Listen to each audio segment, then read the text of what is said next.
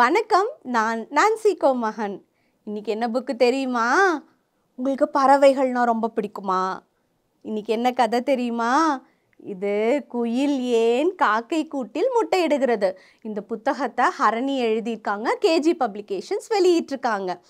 ஏன் குயில் அதோட கூட்டில் முட்டை போடாமல் காக்கா கூட்டில் போய் முட்டை போடுது? என்னைக்காவது யோசிச்சிருக்கீங்களா? இந்த புத்தகம் வாசிச்சிங்கன்னா அதை பற்றி யோசிப்பீங்க.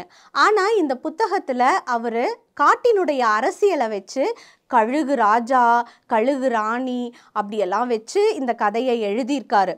குயில் ஒரு எளிய பறவை. இந்த வலியோர் எப்போவுமே எளியோரை எப்படி அடக்கி ஆள்றாங்க அப்படிங்கிற மாதிரி இந்த கதை எழுதியிருக்காரு. ஆனால் இந்த புத்தகத்தை நீங்கள் வாசிச்சக்கப்புறம் உண்மையிலேயே அறிவியல் பூர்வமாக குயில் ஏன் காக்காவோட கூட்டில் போய் முட்டையிடுது அப்படிங்கிறத நீங்கள் தேடி படிக்க ஆரம்பிப்பீங்க. ஏன்னா இந்த கதை அப்படியான கதை. இந்த புத்தகத்தை நீங்கள் அவசியம் வாசிக்கணும். ஏன்னா சின்ன புத்தகம்தான், எடுத்தால் ஒரு 10 நிமிஷத்தில் வாசித்து முடிச்சிடலாம். அவ்வளோ சுவாரஸ்யமாக இருக்கும். நீங்கள் இந்த புத்தகத்தை என்ன பண்ணணும்? அவசியம் வாசிக்கணும். அன்பும் நன்றியும்.